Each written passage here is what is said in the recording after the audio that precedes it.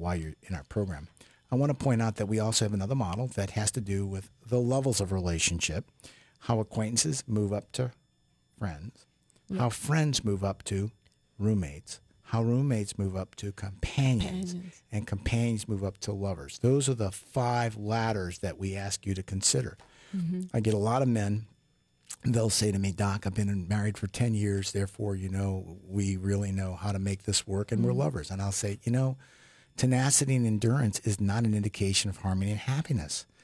It's quite possible that you can be together 10 years and just be roommates. And the evidence of that is this. I have men say all the time, you knew the way I was when you met me. And if you didn't like it, then why are you here? See, that's a roommate relationship. Right. So when I ask you to think about those 5 levels of relationship, how roommates, how acquaintances become friends, friends become lovers, I got to go. Acquaintances become friends, friends become roommates, roommates become companions, and companions become lovers. And it is a rung. And then when you see this in your group room, it's in the shape of a pyramid. And you'll see it in one of the boards in the room that you're in. But there's characteristics, 9 characteristics that we ask you to rate your relationship by. And that will help you determine what level you're at. But here they are, the 9 characteristics rated by. Number 1, commitment. Commitment changes. Commitment roommate is I do my share, you do yours, and you are who you are, and I am who I am. Right. But I don't change. Right. And that's one of these things I said before about you knew the way I was when you met me, and if you didn't like it, you shouldn't be here. Whereas love relationship commitment is I will spare no emotional energy to problem solve in developing a lifestyle that we may stay together. See the big difference? I do change. And any person that says they don't change really doesn't understand what it is to be in a relationship. Because I, for one, will tell you when I first married my partner and without children, yeah, I was this other person. Then you have kids and you start to find yourself changing in your role of father, and you've got my role of husband. You do change, and that's going to happen. So don't ever make that statement if you think that I'm going to respect you. Don't do it. Number 1, commitment. 2, unlimited disclosure. I'm telling you that for someone to love you, you've got to be able to explain to them who you are. And I'm going to tell you that you have to explain to them as much as possible all those things that made up you and your personality development. Number 3, enhanced problem solving. Enhanced problem solving is about problem solving so that our emotions remain connected and bonded. So I'm problem solving not for finances, not for new car, new house, new home. I'm problem solving that we can remain in love.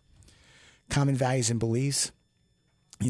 As I said before, rules are how you regulate it from the outside. Values are how you regulate it from the inside. Right. You, in a fundamental relationship, you have to have enough common values and beliefs to stay together. And understand we're at a point in our society where a lot of men really don't know what their values are, and they have to figure out what that is if they're going to grow. And women are there too. Men and women, we see a lot of relationships that don't ever mature or become love because the members don't really know their values or what they believe in. And when they do start cohabitating and trying to form a committed relationship, they aren't compatible and they split up. Okay. Number 6, collaborative lifestyle. Collaborative means co-labor. I work with you. Lifestyle. Life is what God gave you. Style is how you lead it.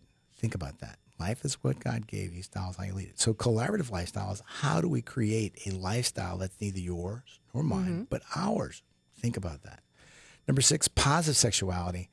Positive sexuality has to do with the fact that in our relationship, we don't just emphasize physical sex. We also emphasize intimacy, emotional intimacy, the idea of sensuality, the idea of affection and kindness and love and all those things. It does include the physical aspects of it, but it's much bigger. Positive sexuality. Number 7, shared emotional identity. If you come into my office, you'll see pictures of myself and Carrie, and you'll see our kids. You'll see our pictures. When you truly are in a love relationship, you forfeit your identity as a singular person, and you begin to identify with your children and your wife, and you see yourself as a family. You see yourself as an entity. And that's what I mean by a shared emotional identity. When I see pictures of us, yes, that's who we are. That's me. I'm one of the group. Number 8, vision of the future. Important for each of you to realize as you come through our program. It doesn't matter if you're 22 or 62. Where are you going to be in the next 2 years, 4 years, 6 years? I heard somebody once say that if you don't have a vision, it doesn't matter if the alarm clock goes off. That's true. If you don't know where you're going, if you have no place to be, what difference does it make that the alarm clock went off? Okay. That one flows nicely from that shared emotional identity, because once you see yourself as a member of the family, then you see, where is this family going, and where is it going to be, and what are we going to be doing, and how is this going to look in 2 years and 5 years and 10 years. And then finally, the last thing that we're going to give you is our 9th characteristic for you to look at and measure your relationship on that ladder of acquaintances, friends, roommates, companion, lover. The last one is a shared spiritual understanding.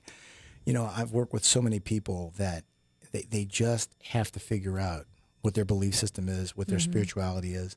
It doesn't matter if you're Baptist or Methodist or Christian or Muslim or atheist. As long as your partner and you have enough sharing in your belief system that your spirituality can in fact be reinforced through each other. That's what's important. That's right. It's not about what faith you believe in. It's about, is your faith common enough that it can carry you through the tough times in life.